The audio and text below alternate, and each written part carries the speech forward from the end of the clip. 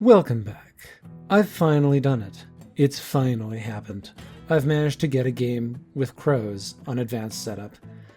What an absolute pain it has been trying to record one of these. For the uninitiated among my audience, the Corvid is my favorite faction by far. They may not be very good, but they're very fun to play. Since I'm the first one to set up, I'm just going to put myself way out of the way on this side, and I'm also given a prime opportunity to begin my campaign of lies and deceit early. I have a pretty decent starting hand, but I do have to choose things to throw away, so I'm going to keep the things I can craft and use the ambush to recruit with so long as nobody tries anything funny in the first turn. I do this for two reasons. One, crafting tea is easy, and 2 points is 2 points. And secondly, while an ambush is going to potentially help me in one battle, saboteurs is going to get rid of something that probably would have been a pain in the ass for ages. As we await the results of our opponent's draft picks, it turns out that I am actually incredibly lucky. This draft included both moles and birds, and I can say with some confidence that having both moles and birds in one of your games is one of the worst forms of suffering you can endure. These two military factions love just spending time completely on opposite sides of the board, trying to race each other until one of them finds out that they're losing and inevitably throws their whole game away trying to stop the other one. If you're not moles or birds, however, you're fodder, and boy, it sucks being fodder.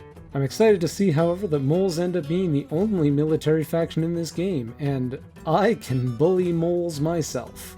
This is a random game, however, and I don't know this player, so it's important, at least, if you want to be polite, to at least give them the benefit of the doubt and see if they're very dangerous right off the hop.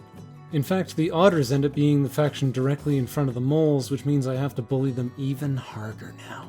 I'm glad to see that the otters don't end up going down and guessing my plot, however, because on digital sometimes that happens. I ended up going with the obvious choice of extortion, and fortunately nobody punished it. The moles, however, end up buying coins from the otters, putting down a market, swaying the brigadier, and reinforcing their market with some of their moles. This is actually a very strong opening from someone who clearly understands the faction. This means that I now have to bully them at some point. Not only are moles a threat to outscore this entire table, but what kind of educator would I be if I didn't employ the most effective teaching tool of all? Violence. The lizard's first turn implies that they're going to be going for a fairly passive style of gameplay, staying up in the top corner. Nice and safe, though also not very interactive. My turn is up. I'm going to deny the tea to everyone else, and because I'm already in that bottom right fox corner and I can be in the bottom left mouse corner, I'm going to recruit in fox here. This comes with the added benefit of being able to take out this free tunnel in the pass, allowing me to get paid for bullying moles. Even though otters did get a buy from the moles here, it's not really worth my time to try and contest them for the pass. I'd love to have those points, but it's just going to get me killed. I head down to this completely irrelevant mouse corner and put down the least relevant possible plot because I just want the points for it. Moles could come and punish me by trying to fight it here, but I don't think they'll do that just yet. They would probably prefer to have their engine a little more online before going after these plots. As my turn ends, I draw a coins card that's sure to distract me for the rest of the game. The otters end their turn after drawing to a full hand, and both Fox Partisans and League of Adventurous Mice are pretty compelling here. I'm hoping to eventually craft the coins, and getting 2 actions for 3 warriors is not the worst trade in the world, and since moles are already set up in Fox, having partisans might be game-changing when I have to go bully them properly. I'm going to take a moment to slow down the video for a second because this is a pretty important turn overall, even though it's just turn 2. The otters have been paid pretty well so far, and the moles are making very good progress on their ministers and have a second building down already. I'm not really in a position to take out those moles on my own, however, so this is a position where I decide to start politicking a bit more.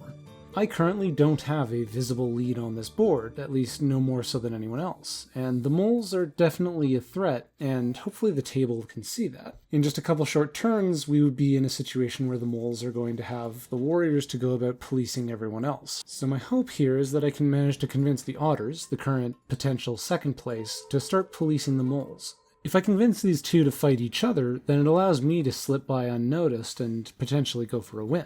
We haven't seen the otter player in chat though, so it's possible this might just be falling on deaf ears, however. Since they have both coins, master engravers, and partisans of their own in their hand, however, even if the otters didn't see my chat, hopefully they still see the threat the moles are posing. Here the lizards complete their takeover of the top left clearings and shore up their defenses a little bit. 3 lizards for 2 gardens is a thin enough defense force that I'm actually contemplating going for it myself, but based on the mole's hand, it's probably better that I go and take out some of those lone moles first. The lizards end up spending one of their bird cards to open a path here, which generally is a good idea, but RNG is not on their side, let's say. As my turn comes around, I end up taking League of Adventurous Mice because I can craft it and saboteurs on this turn. I reveal my snare because being as close to the moles as it is, it's better that I get the points for it now, and recruit into mouse because I'm going to take out some of these lone moles. The mole's hand is pretty mouse heavy right now, and my guess is that if I can take out some of the moles in mouse, then it's going to make their turns more expensive, and I need to do that in the long run. I put down a plot that I can afford to lose with my last action, and figure that I don't need to be too fancy here, and decide not to use Exert or League of Adventurous Mice. My main concern at this moment is that the otters might slide on down there to take out my plot, and I'd really rather that didn't happen. Not only do the otters pursue the path of non-violence here, but I also drew a bag, more easy crafting that I can use for extra actions. Even though they've been fed pretty generously this early on, the otters end up spending a lot of their funds to put down trade posts right away, which, in the long run of things, is less efficient. Generally, with a handful of foreign funds, the otters would prefer to go around the board collecting all the cardboard they can and using those foreign funds towards the end of the game to put down trade posts that no one can prevent. I'm not about to complain though, because I got League of Adventurous Mice for effectively one fund. Having both the Brigadier and Mayor at this point, the Duchy is capable of quite a few actions, but since they just lost all of their tools to sway ministers with, they have to use those actions replacing them. This is great for me because it means they're not going to roll into my house and shit on my rug, but it does mean that I'm going to lose out on that free trade post in the top right. Swaying the Duchess of Mud here solidifies this as a swole mole strategy, which means that if I want to prevent them from swaying more lords and gaining uncontrollable numbers of points, I'll need to continue the pressure on those lone moles. Only during editing this video do I notice a strange new mystery about the lizard player's turns. He's scoring reliably, he's dom swapping to get cards he needs, and he's not using his bird cards at all for sacrifice. In fact, he crafts here using the bird card without ever having revealed it, which is odd to me. I wonder if he doesn't realize that you can sacrifice and eat your cake too. This behavior will come up again later. My turn again, time to craft the bag, and well, I've got this mouse card, so I guess we're going for those free mole points. Especially with moles having Duchess of Mud currently, making sure that they can't have all of their tunnels on the board is generally pretty good. I'm not going to flip my raid here because at this point I want to build up a few face-down plots so that I can flip a few all at once for a decent number of points. It makes them harder to guess, and multiple face-down plots looks like a lot more work than just one, so people leave you alone more. I take the free mole cardboard, use League of Adventurous Mice to move and consolidate, put down a plot, and battle these otters, why the hell not? If you ever find yourself wondering, which plot should I put down so that people can't guess it, just look at your plots and pick the one that you figure is going to piss someone off the most, whether they're wasting cards guessing it or they're going to suffer its effects. I mean, what kind of person puts two extorts right next to each other? A weirdo. Doesn't that piss you off? And that's the secret. These otters are the consensus builders of the woodland. They're basically contractors at this point. It's really quite nice not being constantly battled and guessed by someone with this many actions. I can knock the strategy though, because they're currently leading in points. Moles are up again, and they choose to dig and... dig. What an expensive turn. The allure of those Duchess points must be getting to them, because normally you'd want to just continue swaying lords here since they're already set up for it, or at least I assume they are. Spending the cards to put down more tunnels really just feeds me more points, and, well, as Sun Tzu once said, don't stop your enemy when he's making a mistake. The moles even commit to some mutually assured destruction battles with me, which I'll take that every day. I was planning to kill you anyway. This further weakens their ability to sway ministers, and they even ignored my face-down plot in order to do it. The lizard's turn is up, and they continue to recruit warriors and score points. They're doing quite well with both of those fronts. Then they craft coffin makers, and see, this is why you craft saboteurs. Now that I finally have a fox plot on the board, and I have several warriors in that mouse clearing, this seems like a good time to pick up fox partisans, as I'm likely to be the only one who's willing to battle the moles. You may be wondering why I didn't craft Propaganda Bureau here, and the answer, in part, is that I can already recruit 4 warriors for 1 card. Why would I do 1? The other half of my answer is that I just don't want other people to have Propaganda Bureau, and throwing it away to recruit is a great way to ensure that for a while. What I do want, however, is another rabbit plot so I can craft these coins and get them out of my mind. In addition to those cards spent to dig, I get to steal another card from the moles, further weakening their hand. I wish I could craft it this turn, but alas, I cannot. Here I'm actually a bit torn as to what to do. I want to get the rabbit plot down, but I'm reaching kind of a critical mass where people might start paying attention to me, especially since I'm ahead of the board currently. I could go put my plot down in that leftmost rabbit clearing, I could clear out more of these tunnels, or I could go and try and blow up Mole Town, but without a craftable in hand, I don't have that extra action right now. Because I have a raid flipped in that right corner, I can just ignore it for a while and send my one crow over there to try and fight this tunnel. I get ambushed for my trouble, but as we'll see in a bit, that actually ends up working out well for me. While it would have been nice to kill that tunnel and plot on that clearing, I'm going to go ahead and put the extra plot up on the left side anyways. Maybe they'll ignore it. You never know. On their turn, the otters end up clearing out my other rabbit plot, the extortion. Big sad. On the plus side, it was very expensive for them to do it, and they don't actually spend any time clearing out anything else that I own, so I'll take that. The board is now devoid of any paths for them to clear, however, so I assume they're going to be a little more aggressive going from here.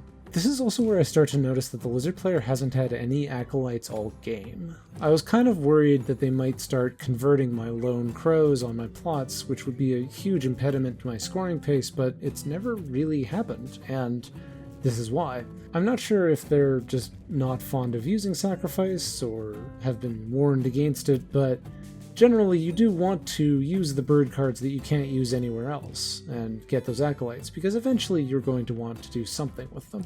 I'm ahead of the board in the danger zone where I might end up flipping to 22 points, and I don't want to do that, so it's time to lie about who's the biggest threats on the board. I suppose it's not exactly a lie to say that the otters and the moles are probably pretty strong here, but if I'm left completely alone, I'm the threat. This does not persuade the moles, however, who quickly appear to destroy my other extortion. Bigger sad. I still have 3 plots on the board though, which is not terrible for me, and if you play enough crows, you get used to how often you're going to get 3-0'd. The moles and otters have yet to craft coins as well, which means that I'm still free to do it if I can set it up. Stranger still, the moles end up committing to leaving even more unguarded tunnels on the board, and, well, I mean, I'm not going to look this gift horse in the mouth. This does strongly imply that the moles feel that I've been dealt with, however, which is good for me, because I haven't. While I have enjoyed talking to this lizard player throughout this game, they remain in somewhat of a non-factor on their turns. They're scoring, they're still doing well in that regard, and outside of that, they are not affecting anyone else in any way. Having only a single axis to compete like this means that I just have to outscore them, and they are no longer a problem. This is why it's often a good idea as lizards to put yourself in someone's way if you can find a way to do that, because then they have to deal with you and you can get paid for it. Taking the initiative is generally always the better approach, and the game's mechanics generally reinforce that. Back to my turn again, and even though it's going to make my other plots easier to guess, I'm going to flip this raid for the points. In fact, I'm going to take a fairly risky turn this time around just because I need the points if I want to even compete for a win. I could spend these coins to recruit, which would be the safer option, allowing me to get some cardboard and maybe plot somewhere. But if I plot, leave myself somewhat thin on the board, they might overlook the notion that I have coins, and I might be able to get ahead for it. More importantly, I want to deny coins to other people, so I decide that holding on to it and going for the moon is kind of better here. Sometimes playing crows is like that. You just have to take a wild guess and hope that it works out. Thus, I'm going to use this turn to put down 1 plot and end my turn. And boy howdy am I lucky, because I drew the anvil. Between coins, this anvil, and my plot, I can actually win the game on the next turn if I am left completely undisturbed. That means it's time for me to start really sounding like I'm desperate to stop someone else. It's also time to be very anxious about this Riverfolk turn, because they have a corridor of cardboard they can just chew through, and I would lose out on my ability to craft the anvil. Oh Jesus, they're here. Nobody move. Okay, they're gone. Oh no, someone's talking about me in chat. Oh shit. Oh fuck, the otters came back. Oh my god, they left. How did I even survive that? I cannot believe they skipped the raid twice. I suppose they assumed that because I only have 4 crows on the board, that it was better to leave it. Fortunately for me, it seems like the duchy is interested and willing to go fight the otters here, which is amazing for me. The unfortunate thing for me is that the duchy has like 1 billion battles, and they could very easily fight me in the top right rabbit clearing, which would take out my ability to flip that plot. To their credit, the duchy commits to fighting the riverfolk here, even though it won't pay them. Not only do they commit to this, but unfortunately for them, it ends up being a very expensive set of battles. They lose quite a few warriors, and it takes them most of their actions. They do, however, save 1 action to ruin my day and stop my plot. I suppose they were tired of getting extorted. Can't imagine why, though. Between the expensive battles and the number of hand cards they've been forced to lose already, the duchy ends their turn making only 3 points, where normally the duchy in this position might be making as much as 6. Not to mention the fact that most of those points that they got this turn came from bankering their hand away. Back to the lizards, and their game plan remains unflinching. They know what they want, and they're going to do it. I kind of wish they had managed to set up in the pass a little bit more, but it seems like they might not have had that many fox cards and couldn't really compete for it. If they had been scoring 1 point for every turn, they would honestly be a really genuine threat right now. As it is, unfortunately, they are not in a position to win on their next turn, and there's no reason to believe that's going to change. In more exciting news, I get to talk about myself again, because it's my turn. With the moles dealing with the otters, my list of potential enemies has grown quite narrow, actually. I now just need to deal with the moles in order to ensure that no one can win on their next turn. Even though I wasn't able to flip the plot I had in the top right corner, I'm still going to be able to make quite a few points. So this turn is really just about getting as far as I can and seeing how hard I have to work to actually close out the game. The best possible outcome here is if I manage to take the moles down entirely and then have free reign to do whatever I like. Since I know I'm crafting both the cards in my hand, I'm gonna go ahead and just blow Fox Partisans on every single one of these battles. That League of Adventurous Mice I bought at the beginning of the game is absolutely the MVP here, because it's given me several extra actions throughout the game that have given me a huge berth to work with. Without it, even though I had Fox Partisans here, I would have had to still find 3 more points on my next turn, and someone like otters or lizards would have cleaned up the cardboard I left behind here. However, I end my turn 1 victory point away from winning, which is kind of a nerve-wracking place to be in, because you don't know if someone else is going to be able to jump for the win. The otters, especially here, are in a position where they have a great number of foreign funds they could work with. However, not only did I just delete the mole clearing that had no trade post in it, but I have virtually nothing on this board, which means that any of the funds the otters have for me cannot be used to any valuable effect. The otters could theoretically use all of their actions to go chase down my lone plots, but this would get them 5 points at the cost of probably every single one of their actions, certainly not enough for them to win. The moles, having just lost their Duchess of Mud, the only lord they had that could score them points every turn, are in a position where no amount of mole bullshit is going to let them win on their turn.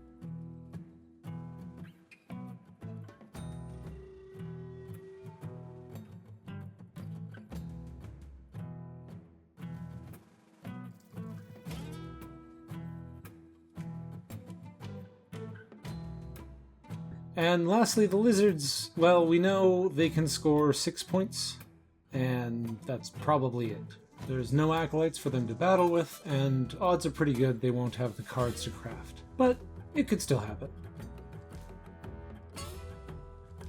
But no one is able to scrimp together the points they need to steal the win from me. I'm free to take out a trade point for my last point. And that's a Crows game. Thank you all very much for watching. Remember to hit that fat algorithm bullshit, and I'll see you all next time.